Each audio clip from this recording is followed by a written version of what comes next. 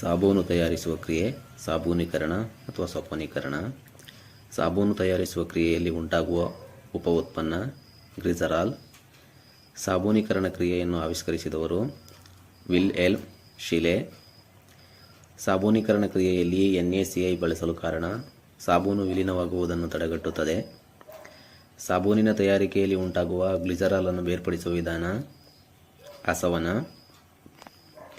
ಸಾಬೂನಿನ ನೀರಿಗೆ ಕೊಳೆಯಾದ ಬಟ್ಟೆಯನ್ನು ಹಾಕಿದಾಗ ಕೊಳೆಯನ್ನು ಆಕರ್ಷಿಸುವ ಸಾಬೂನಿನಲ್ಲಿರುವ ಭಾಗ ಅಯಾನಿಕವಲ್ಲದ ಹೈಡ್ರೋಕಾರ್ಬನ್ ತುದಿ. ಸಾಬೂನಿನ ಅಯಾನಿಕವಲ್ಲದ ಹೈಡ್ರೋಕಾರ್ಬನ್ ತುದಿ ಕೊಳೆ ಅಥವಾ ಜಿಡ್ಡಿಗೆ ಅಂಟಿಕೊಂಡು ಉಂಟಾಗುವ ರಚನೆ ಮಿಸೆಲ್ಗಳು.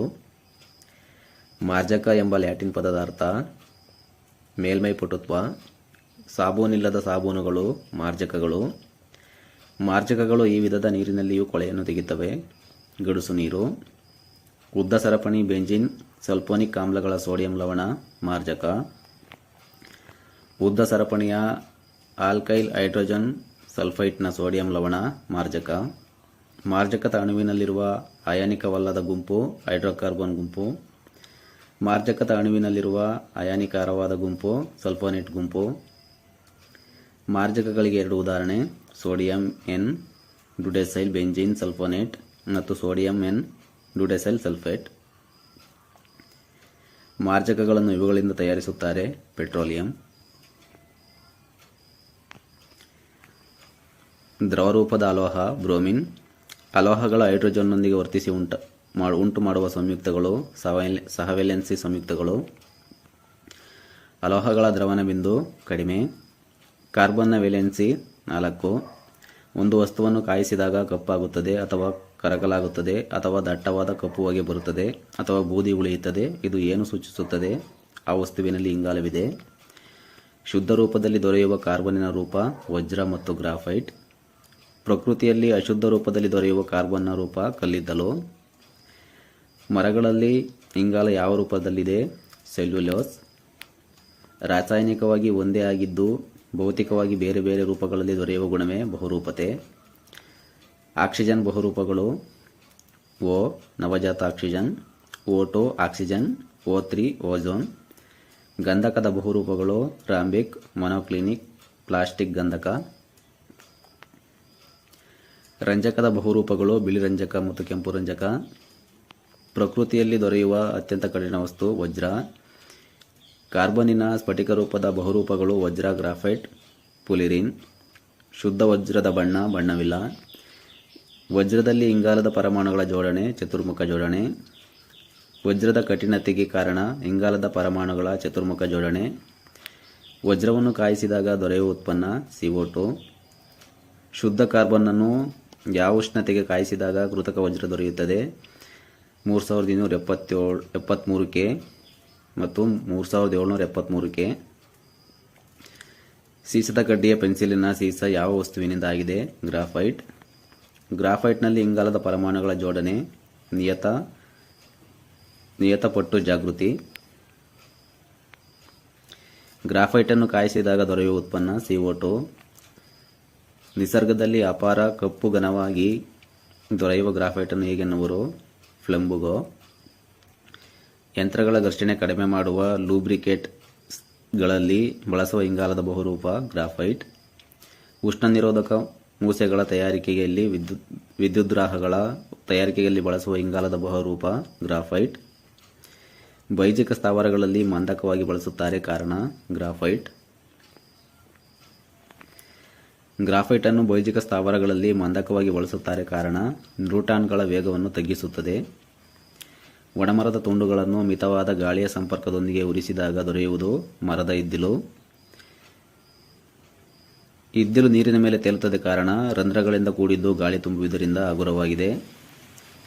ಇದ್ದಿಲನ್ನು ಅನಿಲ ಮುಖವಾಡಗಳಲ್ಲಿ ಬಳಸಲು ಕಾರಣ ಅನಿಲಗಳನ್ನು ಹೀರಿಕೊಳ್ಳುತ್ತದೆ. ಹೇರಳವಾದ ಆಕ್ಸಿಜನ್ ಪೂರೈಕೆಯೊಂದಿಗೆ ಇದ್ದಿಲನ್ನು ಉರಿಸಿದಾಗ ಉಂಟಾಗುವುದು CO2. ಬಂದೂಕಿನ ಹಾಗೂ ಪಟಾಕಿಯ ಮದ್ದಿನ ಪುಡಿಯ ತಯಾರಿಕೆಯಲ್ಲಿ ಉಪಯೋಗಿಸುವ ಇಂಗಾಲದ ಬಹುರೂಪ Cc. ಬಂದೂಕಿನ ಹಾಗೂ ಪಟಾಕಿಯ ಮುದ್ದಿನ ಪುಡಿಯ ತಯಾರಿಕೆಯಲ್ಲಿ ಉಪಯೋಗಿಸುವ ಇಂಗಾಲದ ಬಹುರೂಪ ಇದ್ದಿಲು.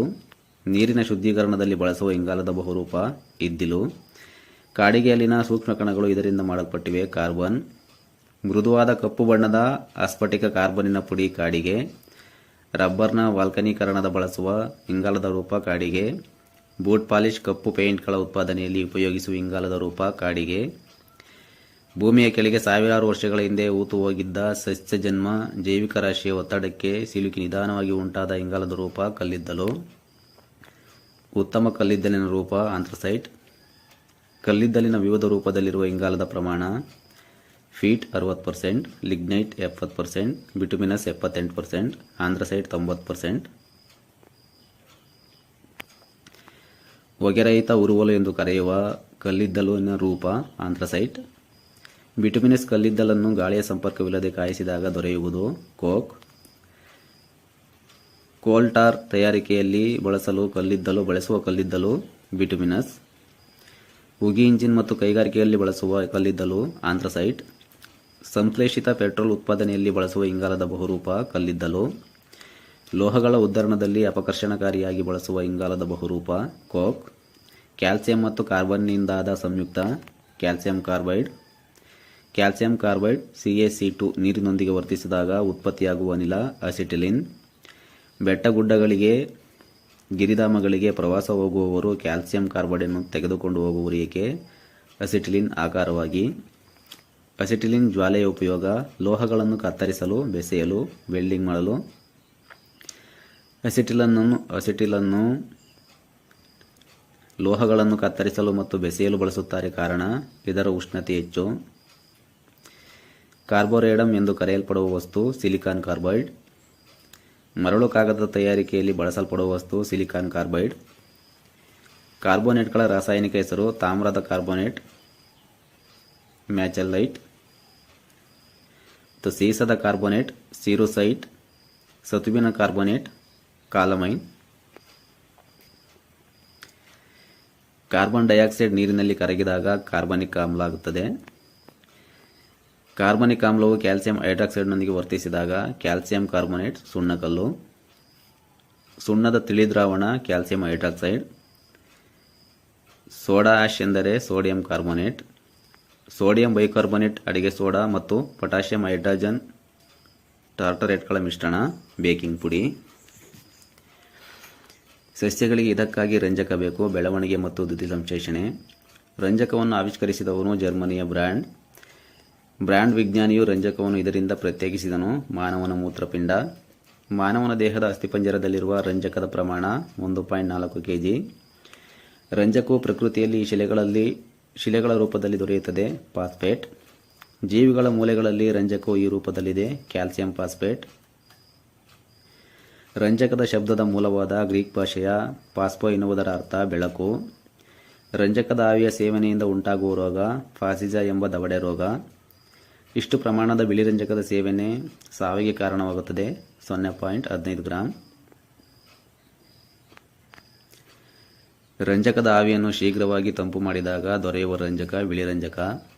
ಬಿಳಿ ರಂಜಕವನ್ನು ಸುಮಾರು 250 ಡಿಗ್ರಿ ಸೆಂಟಿಗ್ರೇಡ್ಗೆ ಕಾಯಿಸಿದಾಗ ದೊರೆಯುವ ರಂಜಕ ಕೆಂಪು ರಂಜಕ. ಬಿಳಿ ರಂಜಕದ ಜ್ವಲನ ತಾಪ 30 ಡಿಗ್ರಿ ಸೆಂಟಿಗ್ರೇಡ್. ಒಂದು ಘನವಸ್ತುವು ದ್ರವರೂಪಕ್ಕೆ ಬದಲಾಗುವ ತಾಪ ದ್ರವನ ಬಿಂದು. ಒಂದು ದ್ರವವಸ್ತು ಆವಿಯಾಗಿ ಬದಲಾಗುವ ತಾಪ ಕುದಿಬಿಂದು. ವಿಷಕಾರಿಯಾದ ರಂಜಕದ ರೂಪ ಬಿಳಿ ರಂಜಕ. ತಣ್ಣೀರಿನಲ್ಲಿ ಸಂಗ್ರಹಿಸುವ ರಂಜಕ ಬಿಳಿ ರಂಜಕ. ಬಿಳಿ ರಂಜಕವನ್ನು ತಣ್ಣೀರಿನಲ್ಲಿ ಸಂಗ್ರಹಿಸುತ್ತಾರೆ, ಕಾರಣ ವಾತಾವರಣದ ಉಷ್ಣತೆಗೆ ಉರಿಯುತ್ತದೆ. ಜಲಪಾಷಾಣ ಎಂದರೆ ಬಿಳಿ ರಂಜಕ. ಬಿಳಿ ರಂಜಕವನ್ನು ಜಲಪಾಷಾಣ ಎನ್ನಲು ಕಾರಣ ನೀರಿನಲ್ಲಿ ಸಂಗ್ರಹಿಸುತ್ತಾರೆ. ಬಿಳಿ ರಂಜಕವು ಗಾಳಿಯೊಂದಿಗೆ ತನ್ನಿಂದ ತಾನೇ ಉರಿದು ಕತ್ತಲಿನಲ್ಲಿ ಹಸಿರು ಬಣ್ಣದಲ್ಲಿ ಗೋಚರಿಸುತ್ತದೆ. ಈ ವಿದ್ಯಮಾನವೇ ರಂಜಕದ ಸ್ತುರದೀಪ್ತಿ.